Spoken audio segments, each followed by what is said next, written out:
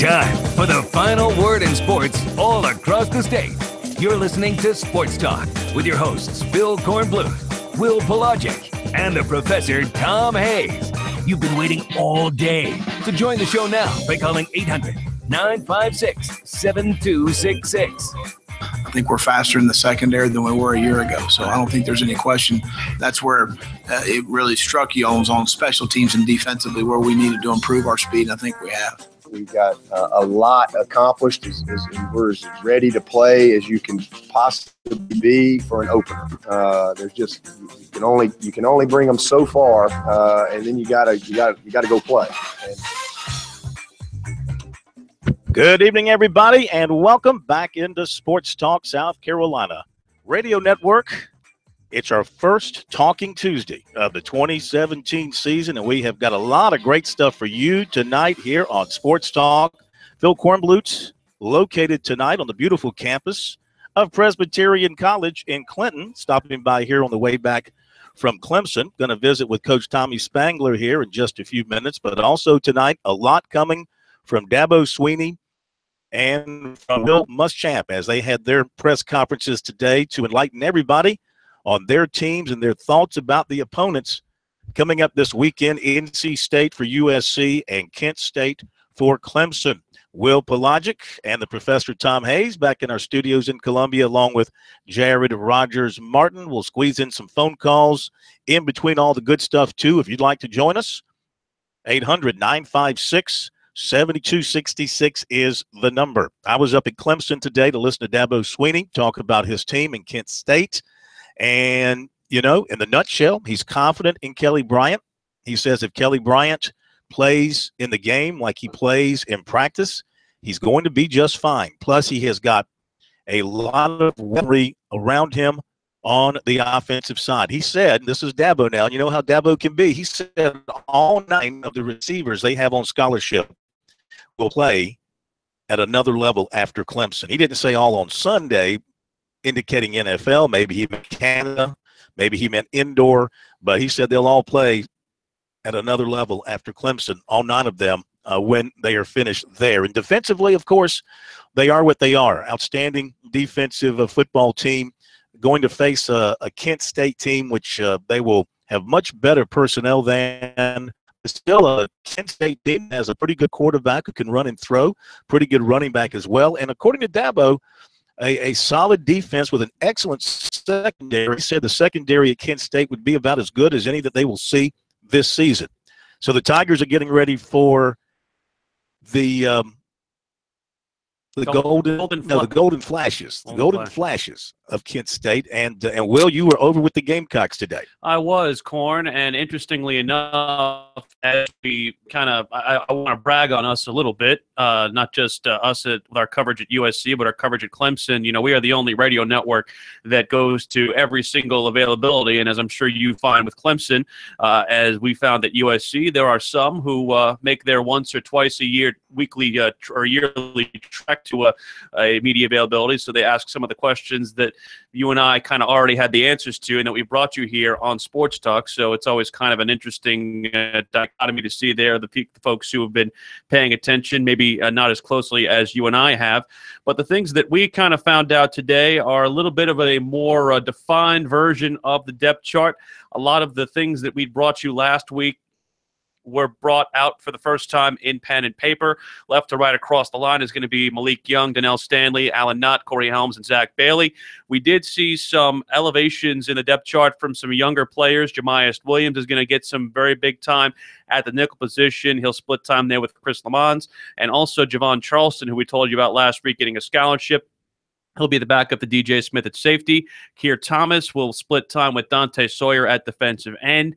Bryce Nowell Williams, who we had told you is working at the buck position, is going to at least still be the starting strong side linebacker. They are going to expect Sherrod Green and Eldridge Thompson to at least spell both Sky Moore and TJ Brunson, though they want to make sure that at least Brunson and Moore, one of those two, is on the field with Green and Thompson. Javon Kinlaw, the junior college transfer out of Charleston, of course, made himself a big rise through the depth chart. He is now the backup to Ulrich Jones at defensive tackle. That's a very, very big jump for him and certainly a very big part of that. has been the work that he's put in the fall, and he was singled out Will Muschamp in his press conference as somebody who was very pleased with. We did hear, and of course earlier last week brought you the news about Shi Smith being named a starting wide receiver, the freshman out of Union. That'll be very interesting to not only talk about and see the first week against NC State, but also Ortre Smith made a crack in the depth chart as well. He'll be the backup wide receiver to Brian Edwards behind him. And the other thing, too, that really kind of stands out to me from what Will Muschamp said is that the situation at running back is a position of luxury for them, and not a position of they couldn't necessarily find somebody to stand out. They think that they have 3 running backs who are not necessarily interchangeable, but all able to start at any given time and all able to play at any given time. Somebody described it to me. I can't remember which player it was last week, but it's like walking into an ice cream parlor or a froyo parlor. You have any flavor you want with this 3 running back team. Rico Dowdle, A.J. Turner, and Tyson Williams, the transfer. Dowdle is going to start for the Gamecocks, but each of those 3 players is going to get equal time and equal share of the workload, which should help, especially if that offensive line, which has been revamped by all accounts, according to offensive line coach Eric Wolford and head coach Will Muschamp, if they can get better holes than they had last year, this will be a part of that offense that can certainly be something to be an asset, a welcome asset to this Gamecock team.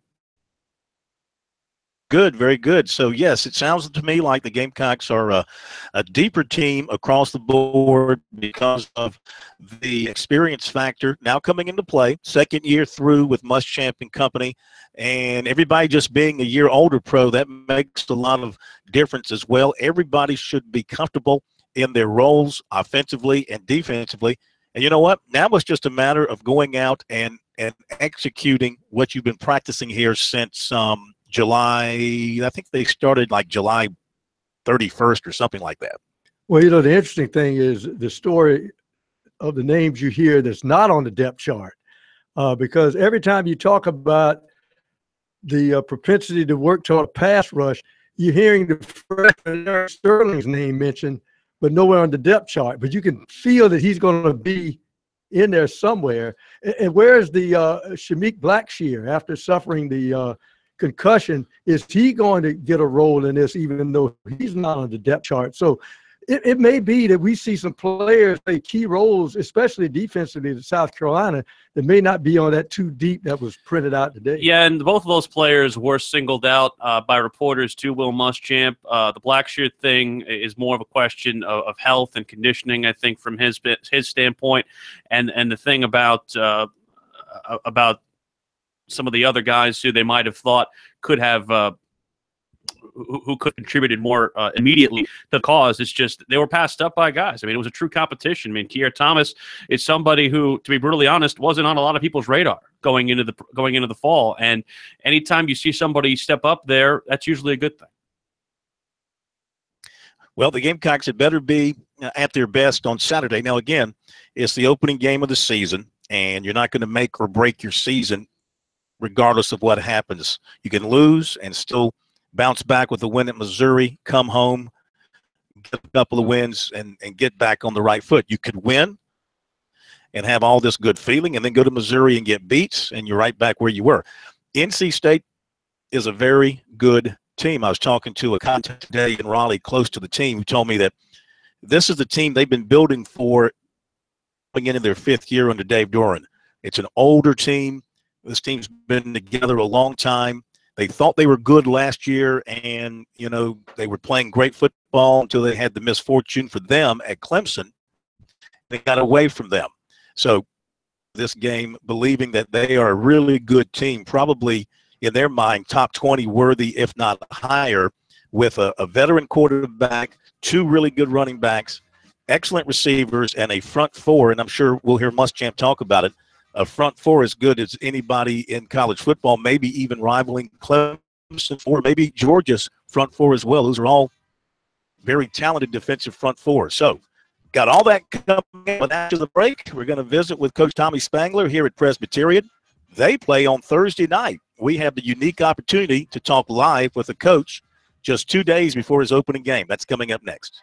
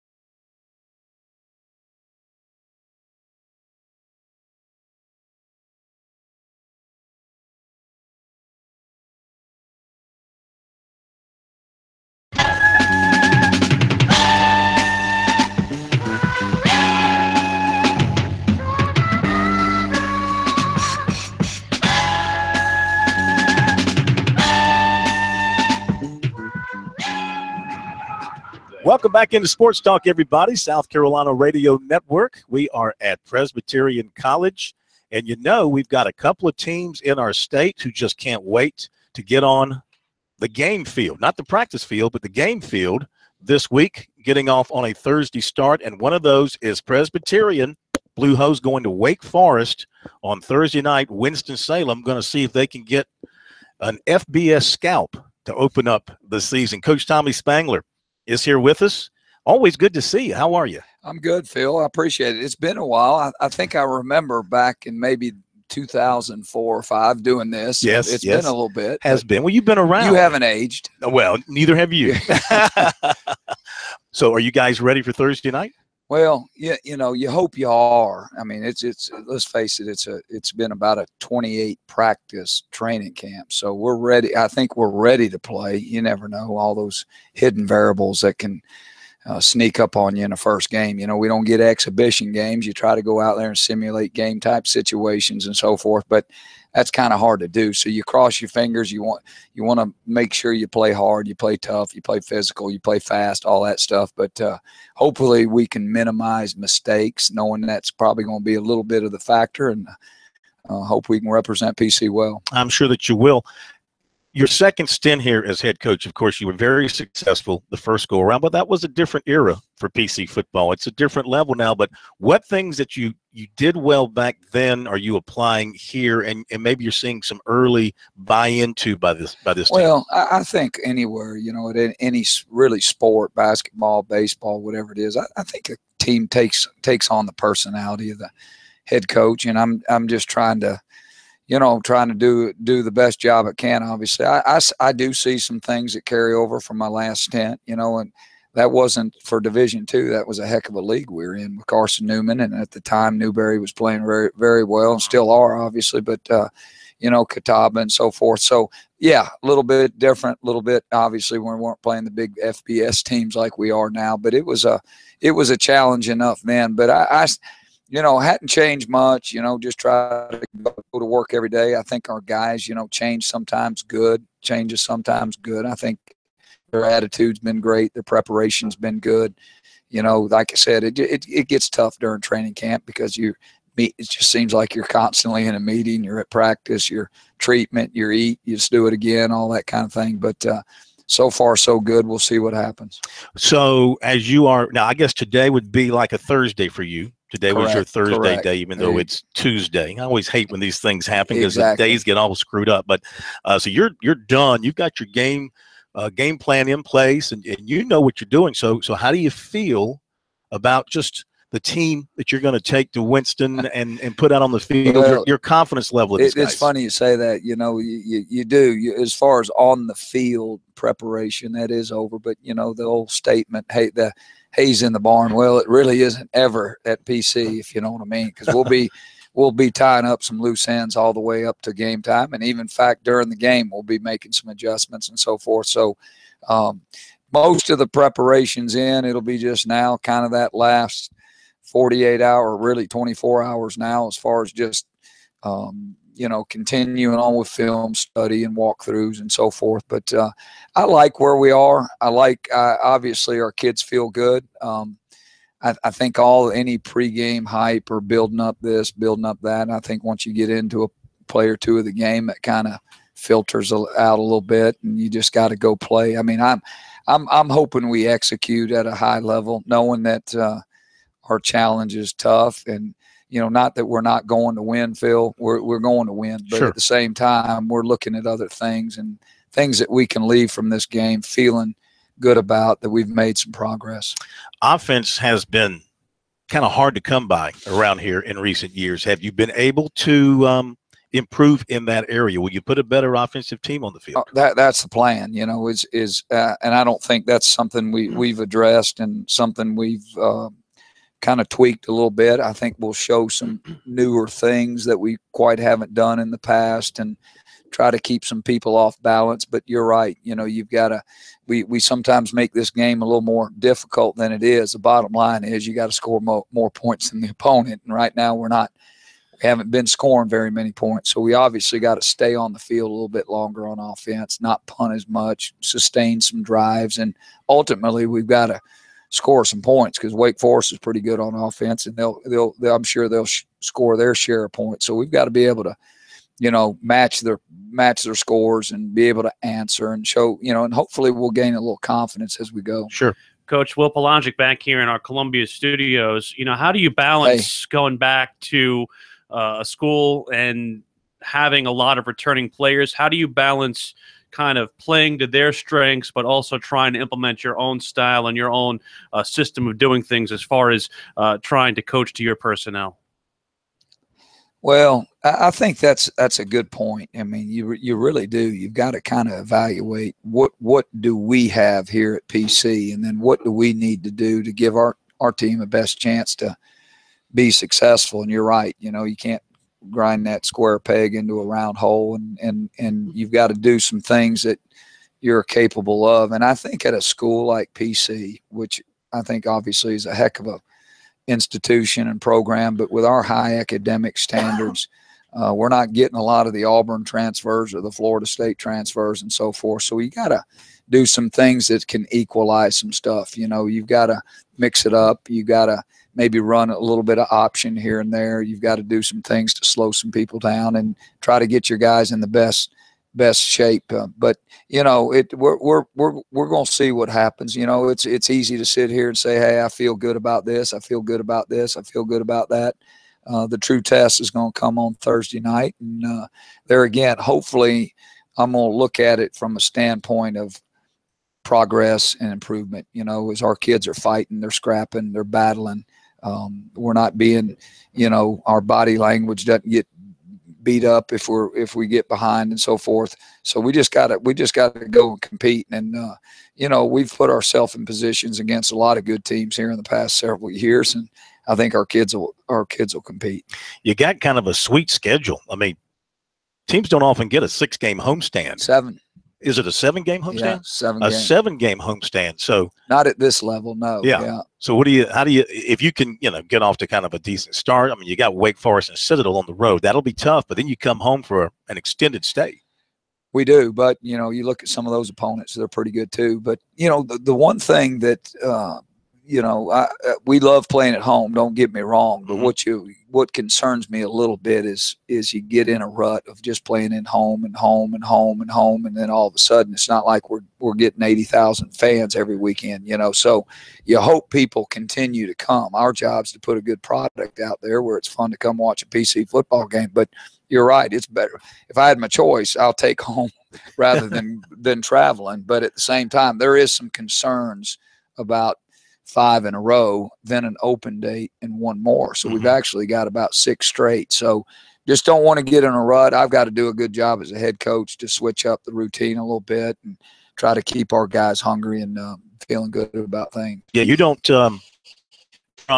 you play the Citadel the 9th of September. You don't go on the road again until November 4th. Exactly. That's a long homestand. Yeah, we don't have to pack the suitcases at least, but and it's nice to good get for the travel budget. No doubt. Yeah. No doubt. But we do have to fly to Monmouth later though, so that eats up a good bit of that. But we're excited about playing several games at home. We just hope that the fans will continue week in and week out come to our games, and there again, that's our job to put a product out there that's fun to watch, and folks are excited about coming to watch play. Well, we got a couple of your guys coming in the next hour. Your quarterback, Ben Cheek, and gosh, my new favorite name in college football, Rock Ya-Sin. Yeah, Yasin. Yasin. Yeah. Okay. His first name is actually Abdu Rahman, and they call him Rock. Good. And, you need to ask him about his wrestling. He was a 2-time state champion wrestler in Georgia. In Georgia. I'll ask him about that. Well, listen, good luck Thursday night. Thank you, Phil. It's always good to see you, man. We'll be pulling for you, and we'll be in touch during the season. Sounds good. Take care. Take care. Thank See you, you, man. Tommy Spangler, coach here at PC. We'll be right back.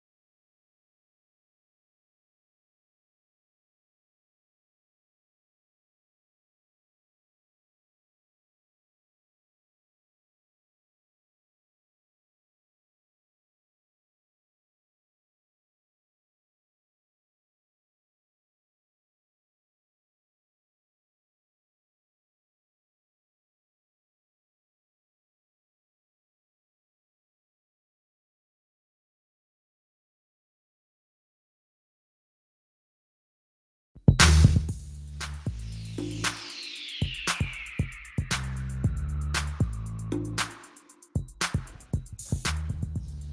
right, thanks again to Coach Tommy Spangler of the Presbyterian Blue Hose. Good to have him with us just a couple of days before the season opening game Thursday night. They're playing in Winston-Salem against Wake Forest. They'll be outmanned, but they won't be outcoached. Tommy Spangler will get everything he can out of his team, and, who knows, maybe some things will fall their way. Also on Thursday night, North Greenville opens up at home against Tusculum.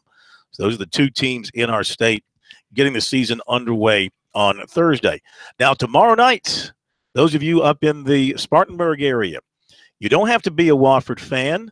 Just be a football fan, be a Sports Talk listener. Come over and join us at the Marriott Hotel on Church Street, right down the street from Wofford College. We're going to have a night with the Wofford Terriers for the most part.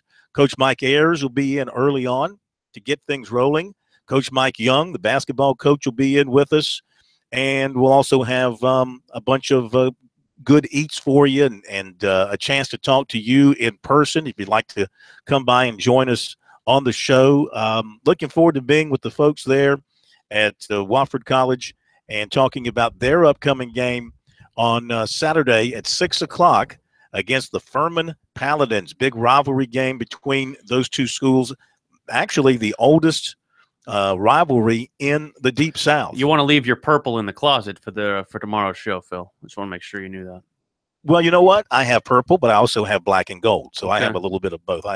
I can represent both when necessary. Uh-huh. We're going to be at Mesh the Terrace Restaurant inside the Marriott Hotel, which is a beautiful hotel on Church Street. Our good friends from Fox Sports Radio in Spartanburg, WSPG, Mark Hauser and company will be there as well. Just going to have a good old time, and we invite you to join us. We'll be there prior to the show and, of course, throughout the show. So come on out and join us tomorrow night if you can over at Wofford.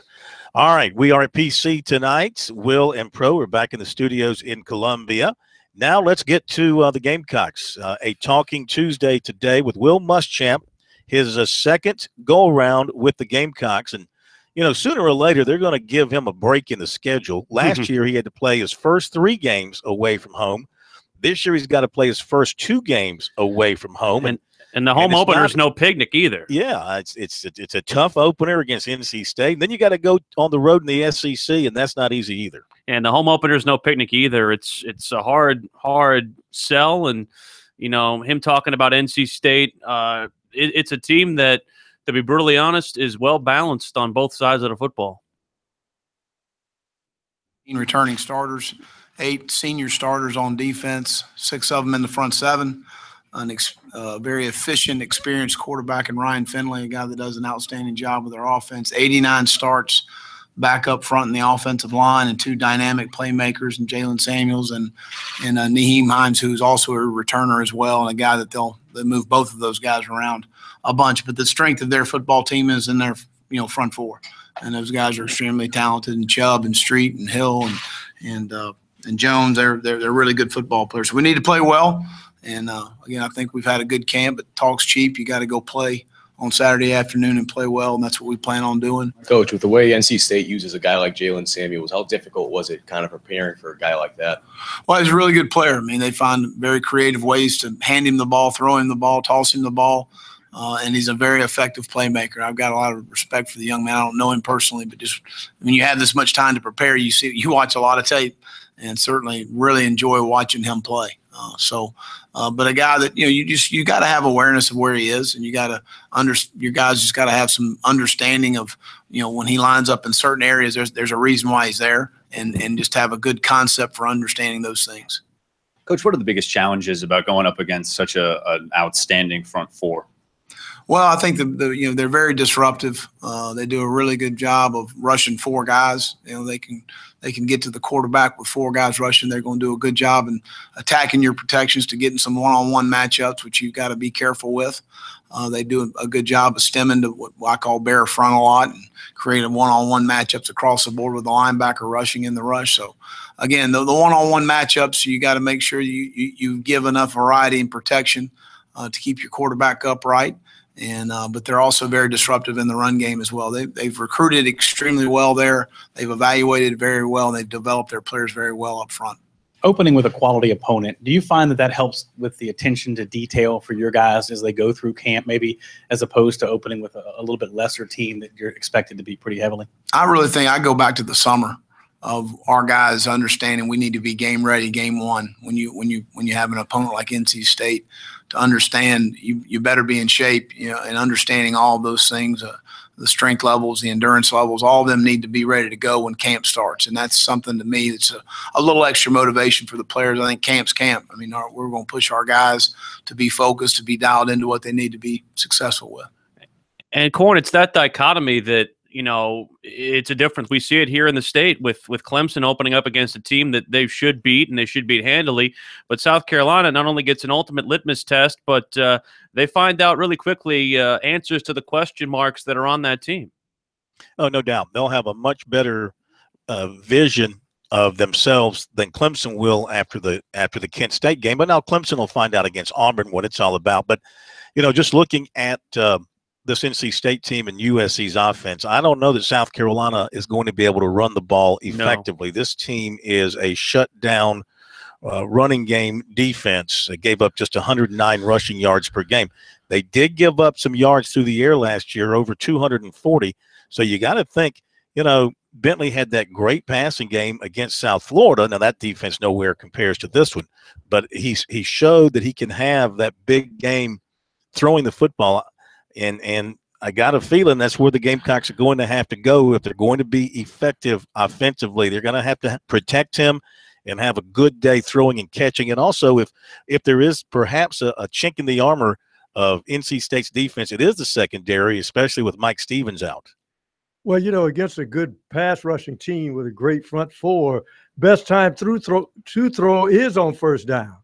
But you got to come up with some big plays, and we know – you got to get your quarterback in rhythm. If South Carolina can conceivably get 4, 5, 6 yards on first down, they can put together some sustained drives, even against North Carolina State's defense. And that's all to the good, because I think Jake Bentley proved in the bowl game that if you turn the football over to him and he gets in a rhythm, he can burn any defense. And it's interesting, too, because it was alluded to with Will Muschamp, and he, of course, didn't go up the ghost because he doesn't want to give up his game plan. But the quick passing game is going to have to be very, very critical part of what South Carolina does to have any success in this contest. There's going to have to be a significant commitment to stretching the field horizontally with Deebo Samuel, with Shi Smith, and with Brian Edwards, and even the tight ends too. I mean, wide receiver screens, diagonal routes. There needs to be an ability that North Carolina State is going to have to run sideline to sideline in order to, not back off those defensive linemen and not allow them to get upfield and get the pass rush that they need to be able to have any success. In my mind, Corn, the best avenue for South Carolina is to get the ball in and out of Jake Bentley's hands as quickly as possible. Oh, yeah. Yeah, I think that goes without saying. He cannot afford to sit back in that pocket because we just don't know how long that pocket's going to hold up with that tremendous defensive front by NC State. And the Gamecock offensive line is still going to be, in my mind, a question mark until I see how they play against this group. If they hold up well against NC State. Now, in talking with people this week about it, they said, look, they had to play SEC defenses last year, so they faced some really good defenses. They'll be ready for this NC State defensive front because they're not tougher than anything that they saw last year. But I don't know about that. I disagree. Yeah, they might be better than most of the SEC fronts they saw last year. Obviously, Clemson was the best defense that they faced last year, and we saw what Clemson's defense did to that offensive front. This offensive front's got to play with a chip on its shoulder and with a point to prove to everybody that they are a lot better. There should be no excuse from the standpoint of experience and age because they've been around a little bit now. You've got junior, seniors on that offensive line. Florida, a little bit inexperience at left tackle. Yeah. But otherwise, I mean, everybody else is playing. Malik Young played some last year too. But everybody else on that line has had a lot of snaps over the last couple of years. Yeah, Florida and Georgia are the only defensive line units that I think even compare to what South Carolina sees on a regular basis. And NC State is just as good as either of those two. All right, we'll hit a break. When we come back, little Dabo Swinney coming your way as the Tigers open their season with a new quarterback. We'll be back.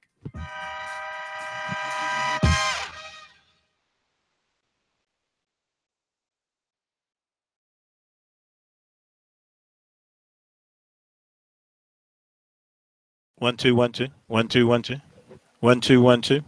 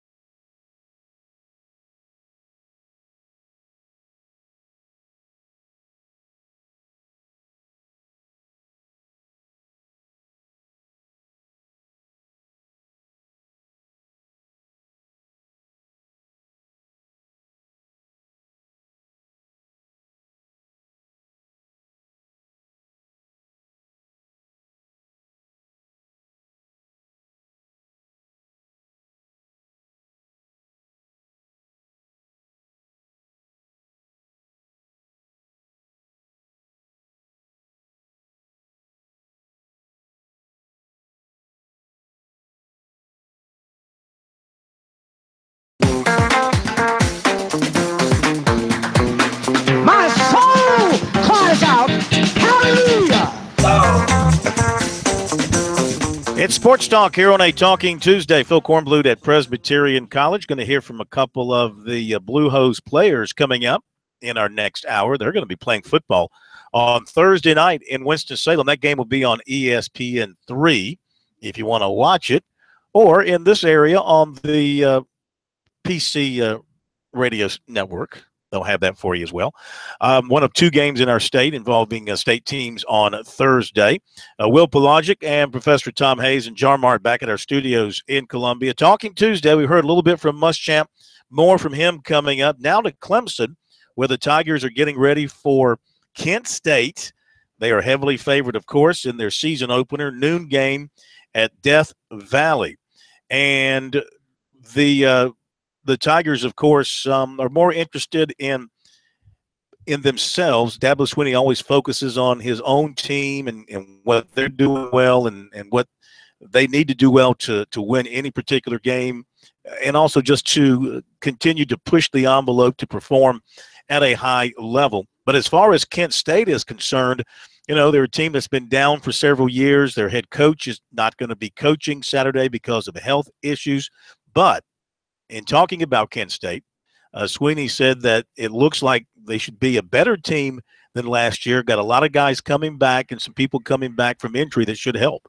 Offensively, they had some injuries last year, especially at quarterback, but they ended up moving a receiver in there, and he's as tough a kid as you're going to see. Really, really tough football player. Really made a difference for him and played well down the stretch. But he's a guy that they're going to put the ball in his hands. A lot of zone read principles, a lot of empty packages, a lot of jet sweeps and motions. They want to get the ball on the perimeter, so we got to do a great job of setting the edge because they got some speed. The receivers can run. The running back is a very impressive player. He's got first play from line of scrimmage against Alabama. He took it about 50 yards plus, and once he got through the line of scrimmage, he was able to pull away. So that he led them in rushing last year, but also led them in reception. So very dynamic guy in the backfield. They do a good job, and they go empty a lot. So he catches a lot of passes, and again led them in receptions last year. They do have a junior college transfer in there at wideout. Don't know a whole lot about him, and so obviously we'll see him for the first time. But again, a lot of option principles based on how they run the offense with the zone read built into it. Looking at their defense, this is one of the better secondaries we'll play all year, to be quite honest with you. They've got a bunch of guys in the secondary. They got a couple of them going to probably play on Sunday. Really, really confident. And they play to their strengths. A lot of man coverage. I expect them to pressure us a ton, especially with a new quarterback. I expect to see a ton of pressure to kind of check the oil at Clemson and see if we can handle it. So I think that'll be a big part of their plan, and that's the strength. Their strength is in the secondary. They've got a bunch of guys that can play. A lot of man coverage, a lot of press man coverage, all the cover one principles and variations that you can see. They'll get into some four-man type of stuff as well, but very active. They're going to probably move around on us a lot, in and out of some different fronts, and just challenge us to be able to identify and communicate and make sure we're all on the same page. So, this is a team, again, that'll come in here with some new faces. If you look at them, they're big and thick inside. Not quite as big at the end, but inside, you look at number 90, number 98, these are big bodies that can move. So they've got some guys that can play, that jump out at you on tape when you watch them. Respectfully, Dabo, I know that Kent State does have a very strong and stout defense, Corn, but to call him one of the best defensive secondaries that they'll see all year, that tells me more about how he feels about ACC secondaries than it does how he feels about Kent State. Personally, you'll get used to Dabo over time. He's never seen one of his own players that wasn't great. He's never seen an opponent that couldn't beat his team. He's a master at playing up the other side. And you got to find something to talk about that's positive for a team that's weak. And maybe they are good in the secondary. I watched a little tape of them when they played Alabama, and the one thing that Dabo pointed out was what happened in that Alabama game. The first play of the game, the running back for Kent State broke off like a 55-yard run against Alabama. I mean, he looked really good. Now Alabama stopped the drive, and I think Kent State had to punt, and Alabama went on to rout them. They couldn't stop Alabama. But that was one of the things he mentioned was that first play of the game, that running back took off about 50-something yards. I mean, it's just – that you're dealing with a quarterback who has had limited snaps at least at the quarterback position. He was an all-purpose player for most of last year before taking over in the Akron game, and then he didn't finish the season, didn't go through spring camp. And you got a lot of holes on that team, especially at some of the skill positions on offense. It's a team that, while it does have a nice defensive line and it has a nice secondary, if Clemson has trouble with this game, there's a lot more things going wrong at Clemson. My eyes lit up when he said they have option principles in their offense. Ask Georgia Tech how successful you can run an option against that defense. If anything, Clemson loves to pursue. And what Pittsburgh took advantage of last year, Corn, was when Clemson wanted to pursue, when they gave them an option look, they threw that shovel pass in behind the guard and just broke open in the Clemson secondary time and again in that football game, which means that if you have option principles, don't use them. You better run straight at them. And watching that game against Alabama, Kent State does run the shovel pass. They do use the shovel pass quite a bit. And you mentioned that was a horror play for Clemson in that particular game against Pittsburgh. They couldn't stop that or the tight end. Big reason why the Panthers won that game, along with some interceptions that Deshaun Watson threw. All I can say is they'll be shoveling themselves out of a pretty deep hole, is all I have to say. Well, yeah, probably so, but there still has to be some anxiety. I know they have There's scholarships got to too, be some Corn. anxiety. There's got to be some anxiety on the Clemson side of things until you see what you got in Kelly Bryant, and we're still not going to know for another game until I see against Auburn how he performs against a rock-solid SEC defense. But, you got a quarterback going out there for the first time in control. Sometimes things don't go well in those situations. Clemson has lost some games over the years the first time a guy has started in his career. One of the beautiful things. This is against an inferior opponent. I get that. One of the things about college football is that you don't get a preseason. This is your preseason. I am not suggesting in any manner or form that Clemson's going to lose this game. You going plus 40 in Vegas there, Corn? I don't know about laying that big a spread. That's what the line is right now. About 40. I'm not sure I'd go that deep, but I would. We'll see. We'll see when we do our picks later in the week. All right, let me get to recruiting here before the top of the hour break. Talked to defensive lineman Rick Sandage of Concord, North Carolina, and he gave me his 4 official visits at this point. He's got 7 schools on his short list, so not all are going to get officials. And he said that Michigan will get 1 for the Ohio State game. That'll be in late November. That's the only one with a date right now. 3 other officials he's planning are Florida, Penn State, and Louisville. Undecided about a 5th, USC, Virginia Tech, and Georgia left on his short list. But he said as far as USC is concerned, not to worry if you're a Gamecock fan. If he doesn't take an official, he's been there so much. He knows everything about the place. He talks to Muschamp practically every day. That will not affect his decision as it relates to a USC. Everybody's still in the mix, and there's no favorite. And he said Muschamp is planning to come out to scout him on September 22nd. Spring Valley linebacker Channing Tindall told 24/7 Sports he's down to USC, Georgia, Florida, Florida State, with no favorite. Plans to announce in a couple of weeks, maybe 3 weeks. Clemson offered 2019 tight end Keon Zipperer, Lakeland, Florida. Basketball, 6'5" Aaron Neesmith of Portugal went to Florida over the weekend, really liked it. He's also been to Vandy. Not sure he'll take any more officials. If he does, it'll be to USC, and he indicated that a decision could be coming in the next couple of 3 weeks, and he is talking regularly with USC coach Frank Martin. There you go with recruiting here tonight on Sports Talk, Talking Tuesday, top of the hour. We'll be back.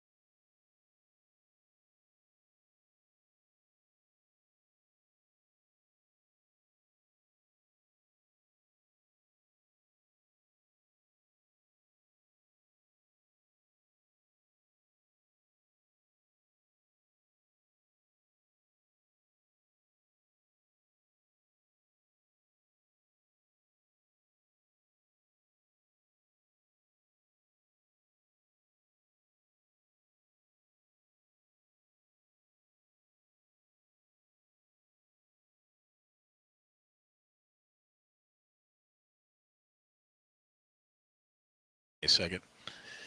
Bang this out.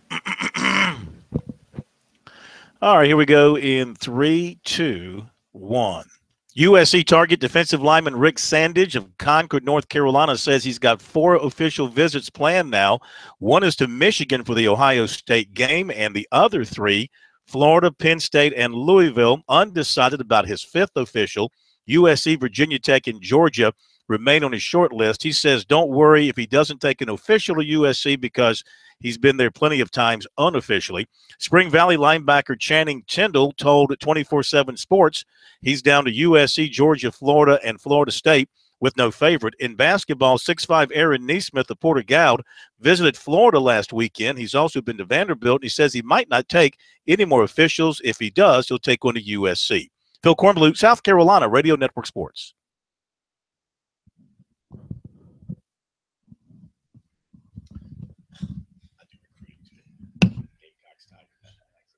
Who else did you consider coming?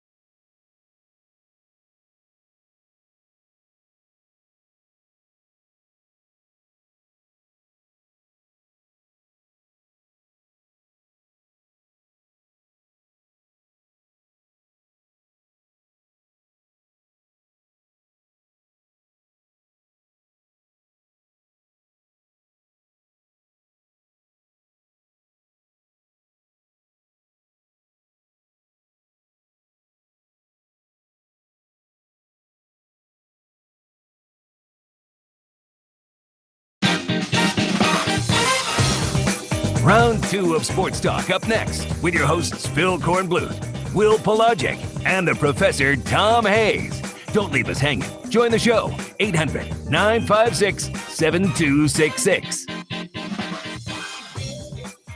And welcome back into Sports Talk, everybody. Phil Kornbluth on this Talking Tuesday at Presbyterian College. Will Pelagic and the Professor Tom Hayes back at our studios in Columbia. Sir. We got more coming up from Dabo Sweeney and Will Muschamp here on Sports Talk on this Talking Tuesday in just a little bit. And Kerry Tharp from Darlington will be here. It is race week.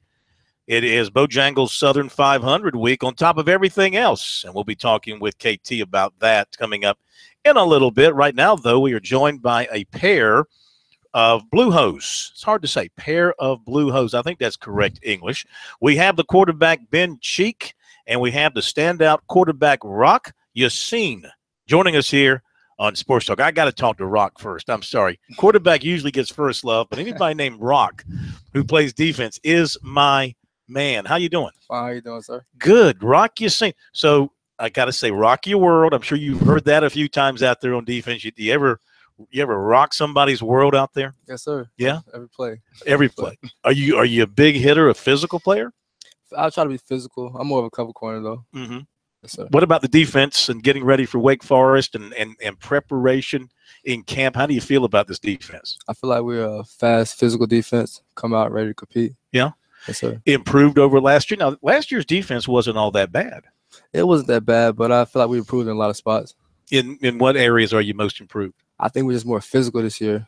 This camp, I feel it's more physical, faster defense.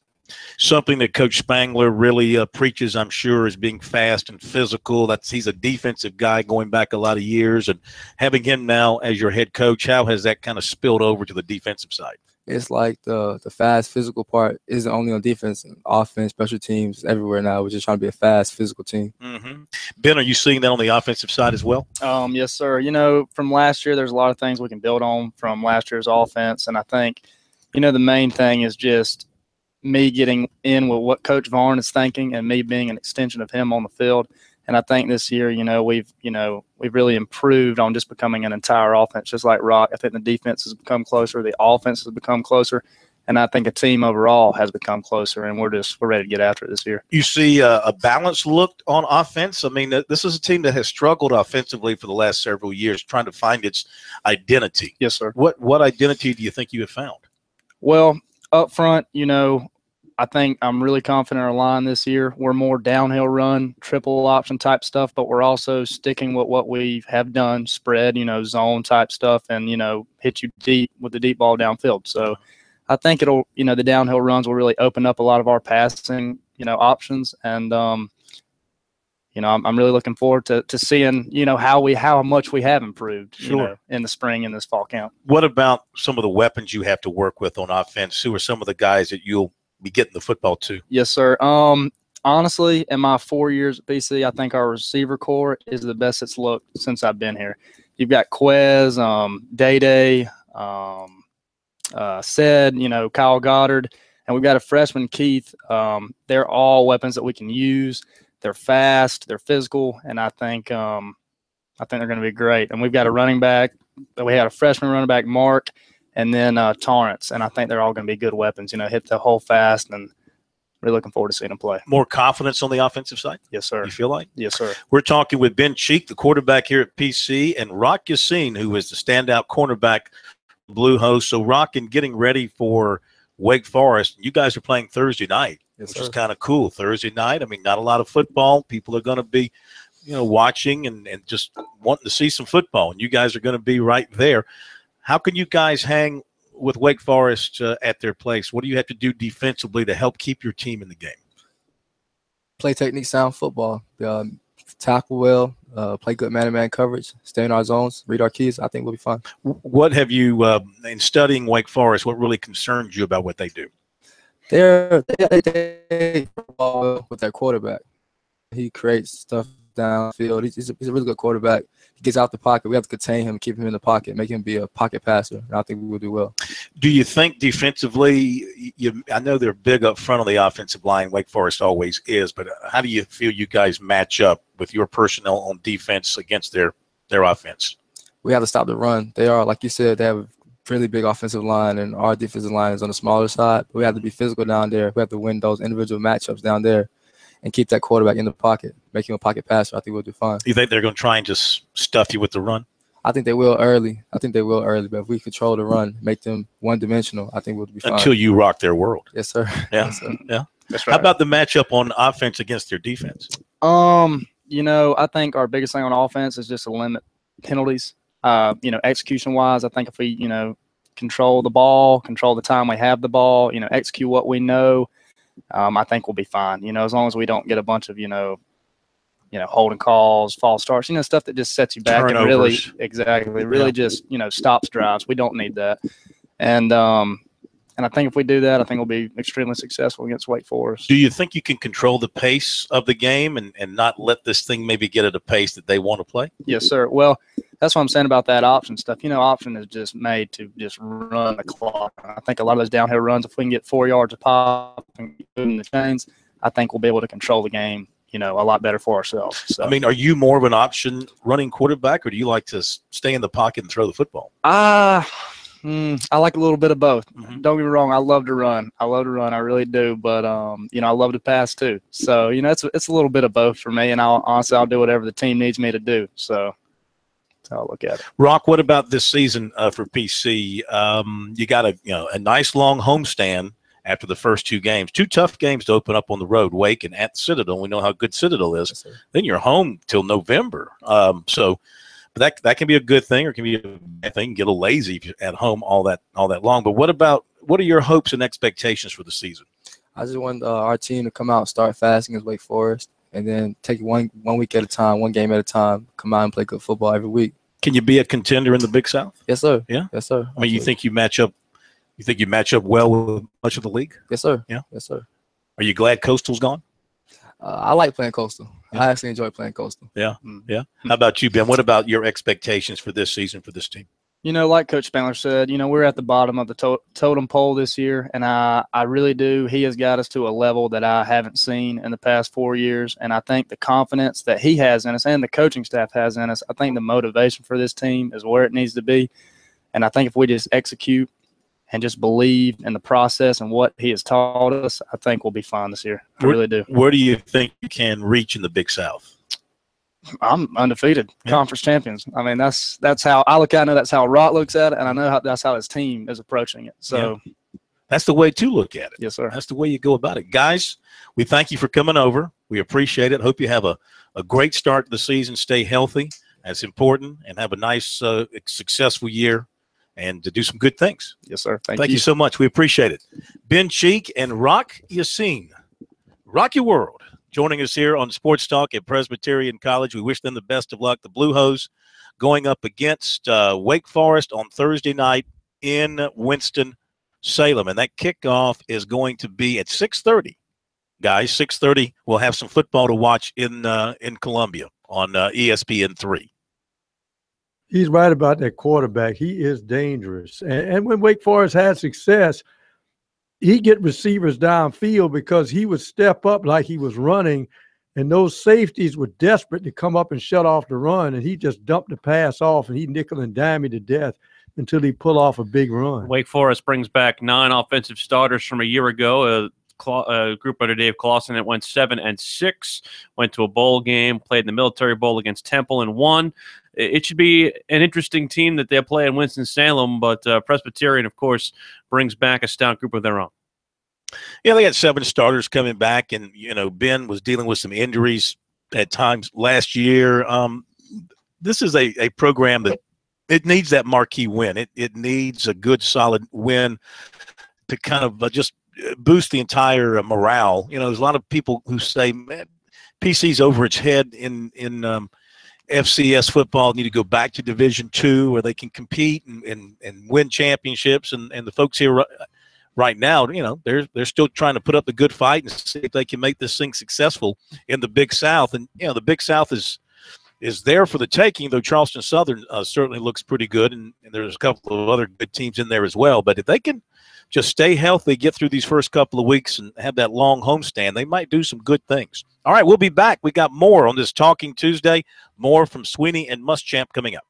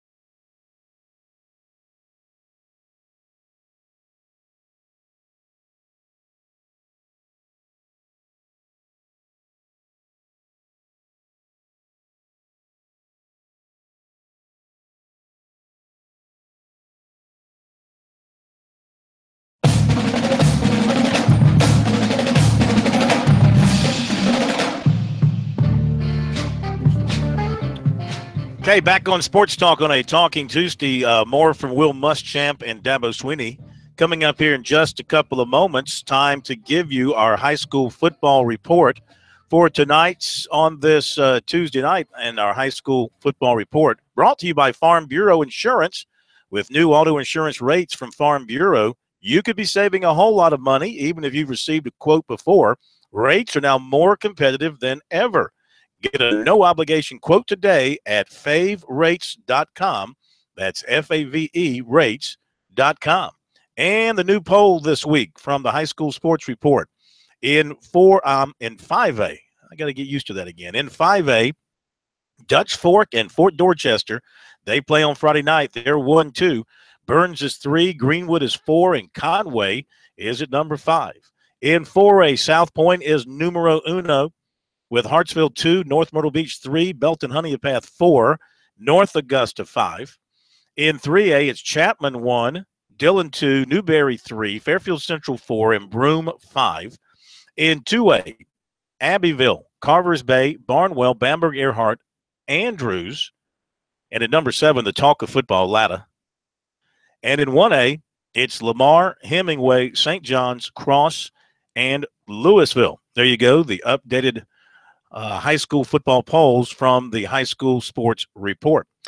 Basketball note from Charleston Southern, Barkley Radeball has replaced B.J. Mackey with another coach connected to USC, Rick Duckett, a one-time assistant at USC under Dave Odom, who has been around the block a time or two in coaching circles, is now going to be the assistant head coach with the Buccaneers. He most recently spent 5 seasons as the associate head coach at Miami of Ohio. So good to have Rick Duckett back in the Palmetto State coaching basketball.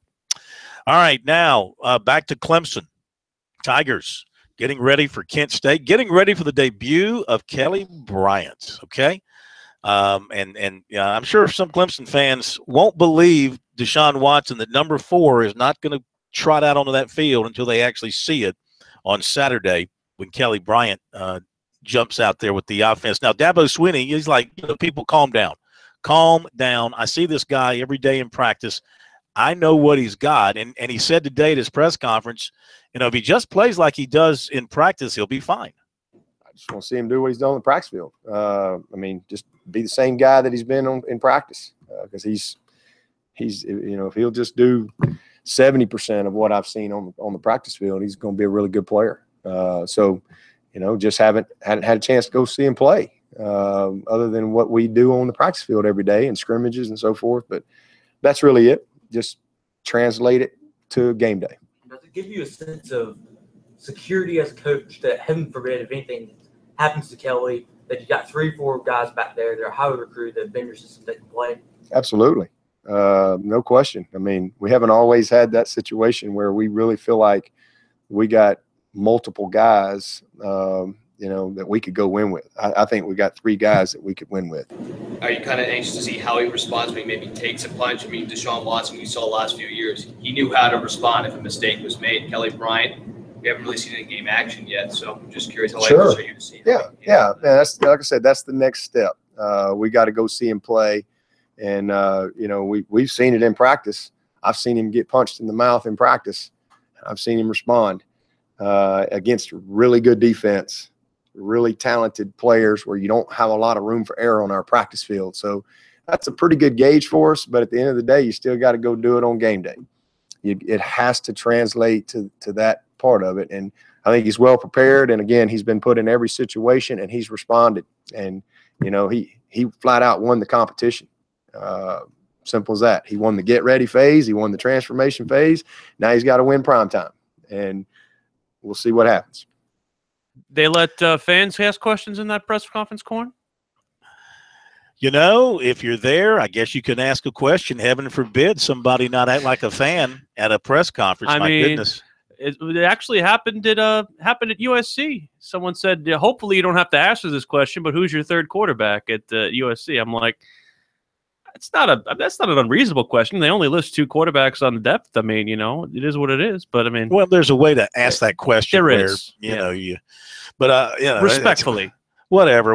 Let's get back to Kelly Bryant and the issue at hand for Clemson, and that is that Kelly Bryant. I was just sitting here looking, and I mean, last year he played 19 snaps against South Carolina State, 4 snaps against Boston College, 12 snaps against Syracuse, and then 4 against South Carolina, and those were his last snaps of the season, 39 snaps in all. So this guy is, dust the rust off and let him go. And Dabo, again, he feels like from what he has seen since January now, they started getting ready for this season once they finished up with Alabama, started focusing on this year and watching Kelly Bryant and developing him. And, he certainly has got to be a much different quarterback than what we've seen the last 2 years. Well, the one thing, too, Corn, is that we know having him having had won the job, we know he's not inept. So we know that there's not going to be any lack of understanding of the way this offense has to run. The biggest barrier, at least to his success, is his ability to execute. Its ability to read the defense in front of him, because you're not going to see the same kind of looks you saw in practice. You're going to see a lot of unpredictable things, and it's how he reacts to those things, that will dictate whether or not he has any success this season and stays in that job. Yeah. And also the key is, let's face it, this is a big season for Tony Elliott and Jeff Scott, because when you have the luxury to sit up there and call plays for number 4, now in your mind, okay, this is where we have to shape this around Kelly Bryant. Make him comfortable. When we talk to him down from the press box, when he puts the headsets on, make sure he plays within the game plan they have for him. And if they do that, I think Clemson can be successful, because all he has to do is augment that great defense they have. And the defense is going to turn the football over to him, and he has to execute when those times come. And the key to me is this has to be a big season for Elliott and Scott, too, to, build up a game plan, Corn, behind a new quarterback.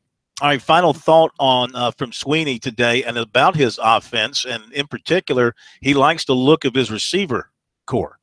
This has been a fun team to be around since last spring, and I know for a lot of people, they start thinking about football right now, but we've been working on this season and this team and this journey since last January. So this is just kind of the next part of our journey. It's what we call prime time. But the first 2 phases that we went through were critical, and this has been a really fun team to be around every single day. They worked really hard since January, and they've improved all year. I have seen improvement from one phase to the next, and I expect that to continue as we get into the course of the season. I think this will be a team that'll continue to improve, just like we have all year long. It's been a long camp, but very productive. I really am proud of how the guys worked. I think we got a lot accomplished, and we're as ready to play as you can possibly be for an opener. There's just you can only bring them so far, and then you gotta go play, and then that's kind of the next step of the process of getting a team prepared for the course of the season and figuring some things out, because at the end of the day, you got to play the game. You can't just practice. You got to go play. And so this is our first opportunity to really go do that. And so I think it's just a big step for us as we get going. But I think we're healthy. Juergen is the one guy, obviously, that's out for the year. Really big loss for us. Y'all are well aware of that. And then Garrett Williams will definitely be out this week, but he's really making great progress. So, I think he'll be back sooner than later. All right, Dabo Sweeney from his press conference today. If you want to hear more from Dabo, it's on our website, SportsTalkSC.com, along with other notes from him. But it was kind of a newsless press conference. Very blasé out of him, yeah. Yeah, I mean, it's just it's not a whole lot to say. I mean, all the talking's been done. All that's left to do is go play the ball game on Saturday, and then we'll have some news and some questions. As Spurrier used to say, well, talking season's over. It's now time to play. Yes, indeed it is. All right, we'll be back. KT, Kerry Tharp, Darlington coming up, and more from Will Muschamp here on Sports Talk.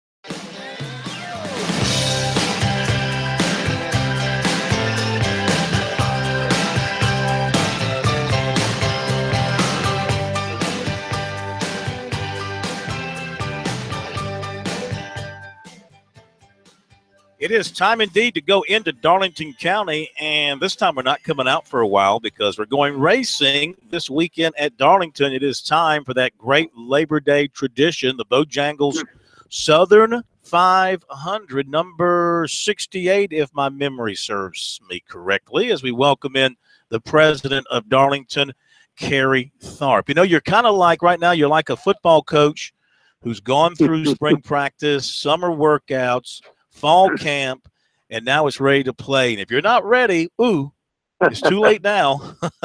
Yeah, you're right, Phil. Well, you know, we're undefeated and unscored upon right now, but you know, the hay's not quite in the barn. We've got a couple little things to shore up tomorrow, a little painting on the walls to do, but you know, I just left the facility here just a second ago, and I tell you, it's really looking good. There's a lot of activity going on.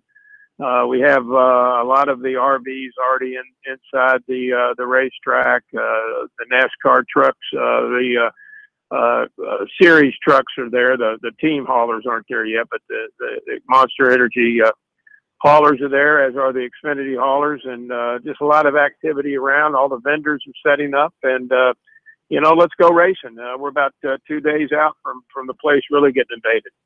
Absolutely, absolutely. And what's the weather forecast looking like for the race weekend? Well, you know, Phil, I think we've got a strong forecast. I mean, it's better than it was a year ago. Let's put it that way. A year ago, we had the tropical storm come through here, so I think right now that you know, it's going to be a typical late summer weekend here in Darlington in the state of South Carolina. You know, it's going to get a little hot and muggy some, and when that happens, there's the chance that something could get riled up in the sky. But everything I'm seeing and looking, and we scour the weather reports. We get them from NASCAR, we get them from the National Weather Service, and everywhere. It looks really favorable for us, to be honest with you. Really starting late Thursday and Friday, Saturday, Sunday look really good. Sunday race day looks exceptional.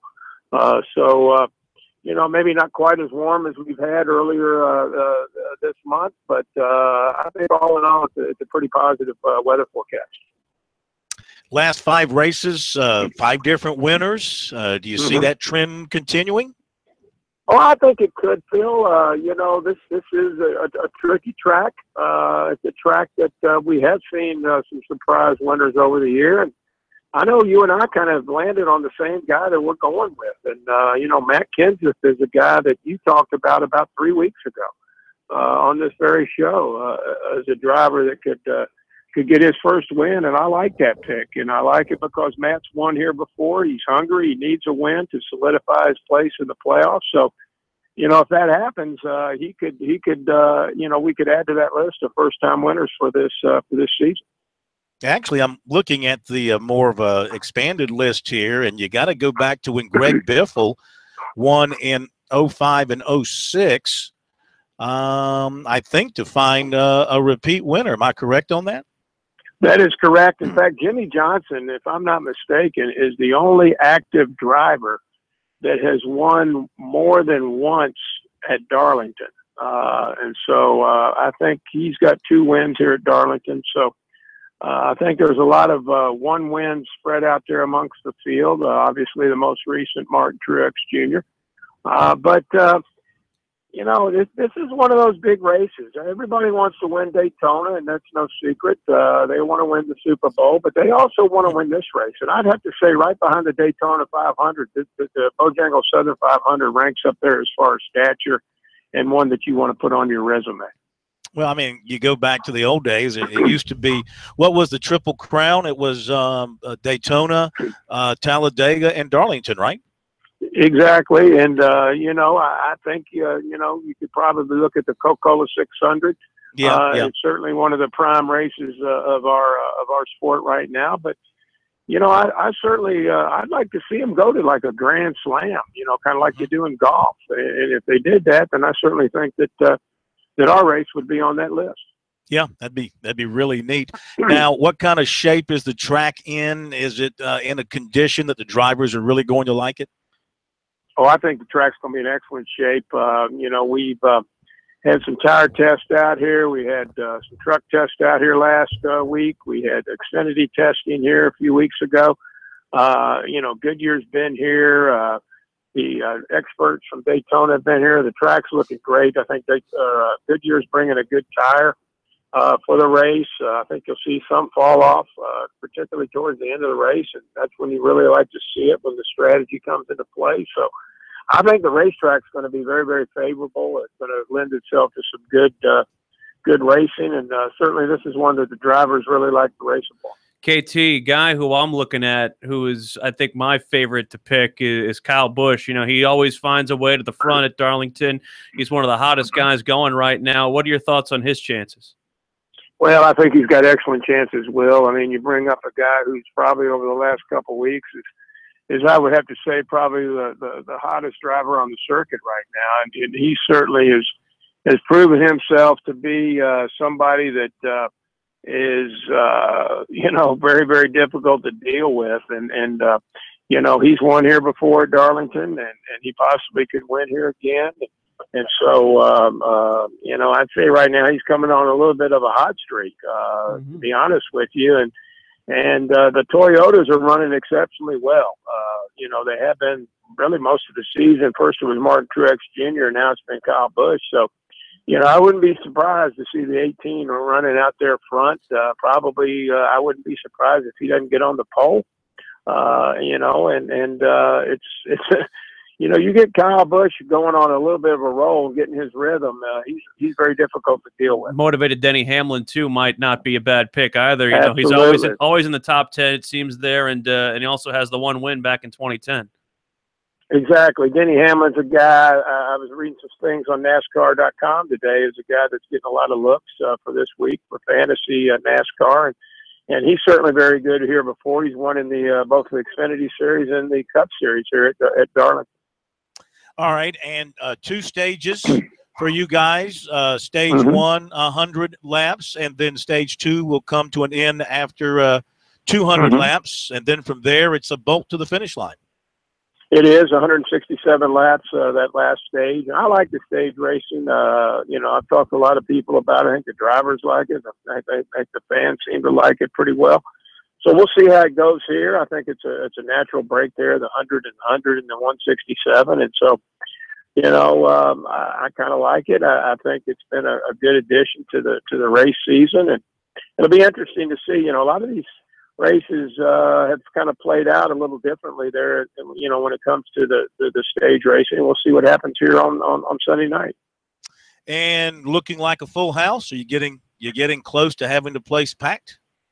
We're having a great ticket sales, Phil. Right now, we still have tickets available. Obviously, we encourage people to either get on our website or you know, they can call the ticket office if they would rather do that. And www.darlingtonraceway.com is the website, and then the phone number that we have is 866-459-7223. So there are some tickets still available, but I would encourage fans to go ahead and get some because, we expect a good walk-up crowd the next couple of days, but we do have some tickets available. And it's going to be a busy Friday. You got dedication of the Earnhardt Towers and the Gordon Tower and all that kind of stuff. So you guys are going to be busy from the get-go. We do. We have a lot going on. Certainly excited about the throwback weekend and what that entails. We've got Brett Michaels doing a pre-race concert Sunday. The Oak Ridge Boys singing the national anthem. We've got a C-17 coming over from Charleston doing the flyover. This is the place to be this weekend. I know there's football going on, but that takes place most of that on Saturday. So I encourage everybody to come over here on Sunday and have a good time. And we shall see you, my friend. Thanks as always. Have a great rest of the week. We'll see you this weekend. Okay, thanks. Thank you, guys. Thank you. Gary Tharp, president of Darlington, as things are going to start heating up in the PD for the Bojangles Southern 500. We'll be right back.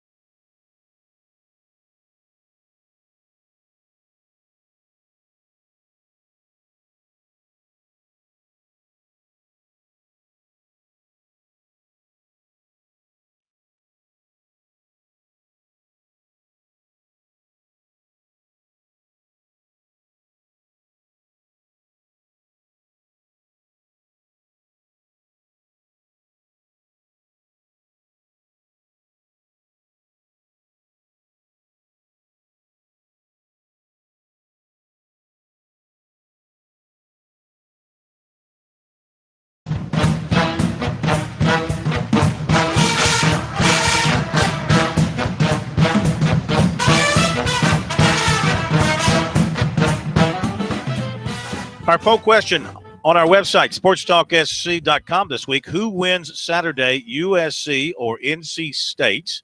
And checking the voting thus far, 68% say the Gamecocks will win, 31% say the Wolfpack will win. If you haven't had a chance to let your voice be heard via the vote and your fingers, do so on our website, SportsTalkSC.com. USC is about a, 5-point favorite. I'm sorry, 5-point underdog. Going into that one, I think when we do our selections later this week, I think I'm going to take those points. I think it's going to be that kind of a game, probably something decided in the fourth quarter, may come down. You're going plus God the 5. Forbid, How about that? To quote a journalist at Clemson today, God forbid if it comes down to a place kick for the Gamecocks with a new place kicker. And they still don't know who's going to be their place kicker right now, Corn. Alex Wozniak and Parker White are still battling for that job. They did say that Joseph Charlton will handle the punting unit for them, and they have solidified long snapper and the specialists across the board. But that's one concern that remains. And a concern, of course, is the defensive depth, but one position that Will Muschamp is very confident in is at linebacker, where they return number 10. Well, his conditioning level was fine, regardless of missing the season. That doesn't have anything to do with it. But I've got confidence in Eldridge Thompson and Sherrod Green, two guys that have continued to progress through camp in a very positive manner. And those guys are going to play. I mean, I told the defensive staff a couple days ago, we got to script out our series as we move forward and make sure that one of those guys in the game with Sky or TJ to make sure they've got a calming effect there as far as those things are concerned, and get the guys on the field together as best we can. But I've got confidence in both Sherrod and Eldridge to do a good job for us. From the start of camp to now, just how much progress did you see from Jemias, and what really stands out about his skill set at that nickel spot? Well, I think you see a guy that's got a number one talent he has is competitive edge. The guy goes and competes every snap, and he goes out to practice and practices the right way, the way you're supposed to practice. And he's a bright young man. He continues to learn. The more snaps and he continues to take. The game is going to continue to slow down for him. But I've been extremely proud of how he's come in here and worked, and that's been the most important thing. If a guy's willing to come in and has some intelligence and he's willing to work and he's got some ability, he's going to have a chance, and certainly he's enhanced his chances by how he's played. Opening with a quality opponent, do you find that helps with the attention to detail for your guys as they go through camp, maybe as opposed to opening with a little bit lesser team that you're expected to be pretty heavily? I really think I go back to the summer of our guys understanding we need to be game ready, game one. When you have an opponent like NC State, to understand you better be in shape, and understanding all of those things, the strength levels, the endurance levels, all of them need to be ready to go when camp starts. And that's something to me that's a little extra motivation for the players. I think camp's camp. I mean, we're going to push our guys to be focused, to be dialed into what they need to be successful with. Have you been pleased with this team's team speed in fall camp? Well, we're much faster than we are a year ago. When you put number 10 on the field defensively, you get faster. So that helps, number one. But T.J. Brunson's playing very fast. We're faster at the linebacker position. I think up front, Dennis Warham has done a really nice job. Dante Sawyer gives us position variety of a playing end and rushing inside at times. I think we're faster in the secondary than we were a year ago. So I don't think there's any question. That's where it really struck you on special teams and defensively where we needed to improve our speed, and I think we have. Interestingly enough, the Gamecocks plan to start 8 seniors. That means a lot of leadership, but behind those 8 seniors, you mentioned some of the newcomers: Jemias Williams, Javon Charleston, Eldridge Thompson, Sherrod Green. A lot of those guys haven't had experience at this level. I think that, anytime there's going to be some newcomers defensively, they're going to be playing some critical snaps for us, and how they're going to respond, you never know. I think there's a lot of knowns offensively. I think we've made improvements in our offensive line. They got to block a very good front. We'll find out how far we've come Saturday. That's the bottom line. And we got new specialists across the board. So just to quickly broad stroke it, I can tell you those are some areas of concern for me. Coach, you touched on your areas of concern at the beginning, but what are your areas of strength? Anything that that you feel like you can hang your hat on going to this game? Well, obviously, when you have a returning quarterback that you have confidence in and what he's doing and the skill people around him, I think are very good players. And obviously getting Sky Moore back and Bryson Allen Williams and TJ Brunson. And, I feel really good about that core of guys there in our secondary. We've got to stay healthy in the front seven, especially on defense from that standpoint. But that we are on defense. You talk in terms of seniors of, Sky and Bryson Allen and DJ and Crystal Mons and Dante and Urick and Taylor Stallworth, a lot of guys that have played a lot of snaps for us, Jamarcus King. So, feel good about that experience there. Compared to a year ago at the quarterback position, the question marks going into the season opener versus this year, having that stability, how does that trickle down to the other skill guys? And do you think this offense can be able to pick up where it left off last year in some degree? Well, it helps tremendously when you have experience and ability at the position, the most important position on your squad. So when you have that, then you certainly gives you a lot of confidence to what you're going to be able to do, how you're going to be able to adjust offensively in the game, to understand the calming effect that Jake has on the rest of our football team, but certainly our offense is pretty evident. I don't want to say that Jake Bentley-Corn has gotten a relative pass, but, not very many teams would be as confident in a rising sophomore quarterback as the Gamecocks seem to be, Corn. No choice.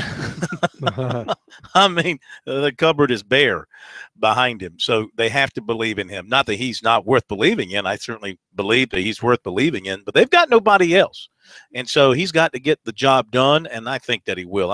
I have complete confidence that given the time and with the personnel around him, he's going to shine. Now, I hope Gamecock fans like Charlotte, and I hope they like being involved with Belk, because this is the Belk preseason kickoff they're playing in against NC State. Your friends, not mine, your friends at ESPN are projecting the Gamecocks to play Notre Dame in the Belk Bowl on December 29th at 1 o'clock. They also have Clemson playing Ohio State in the Orange Bowl. Interesting. Yeah, I'm thinking that Ohio State would love to see Clemson again after what happened a year ago. The interesting thing about listening to Muschamp talk about his linebackers, it's interesting to think about a lot of things that linebackers do. Yeah, they know the game plan, but a lot of it is instinctive. And I think he likes his young linebackers. I remember, Corn, we first saw Sky Moore hit the field. Yeah, he didn't know all the intricacies of college football, but for whatever reason, his hands were somehow around the football every time he was on the field. And I think Muschamp liked the ability as far as in being instinctive of these young linebackers. It'd be interesting to see what happens. As far as team speed is concerned, team speed on defense puts an eraser on the pencil. If you take a couple of false steps, maybe you can make up for them with your team speed. And also, I guess the interest in is to see how Jamias Wilson plays in the secondary, his first baptismal under fire in college football, especially with his diminutive size. Jamias Williams. They'll be counting on him a lot, and that's the kind of kid you got to get into your rotation early and let his talents help your secondary improve. And I didn't ask this question of Muschamp, but it helps your recruiting to see freshmen like that playing right away. And I think that's a very big asset. Well, that's the thing they sell to these guys now. Hey, you want to play right away? You're a linebacker, and you want to play in the SEC? South Carolina's got room for you. Can only help. By the way, ESPN is saying for the national semifinals, they've got Florida State against Washington and Alabama against Oklahoma, which, of course, sets up the possibility of a rematch of the Florida State-Alabama season opener on Saturday night. I'm leaning towards Florida State right now in that one. I just got a feeling that Florida State's going to get Alabama. It'll be interesting to see. I don't make a habit of betting against Saban. Well, that's a dangerous thing to do. I get that. It's a dangerous thing to do. And we'll talk more about that. But right now, I'm kind of liking those Seminoles. All right, thank you, Pro. Thank you, Will and Jar Martin. Thanks to the folks here at PC for taking good care of us. Have a great night. We'll see you in Spartanburg tomorrow night.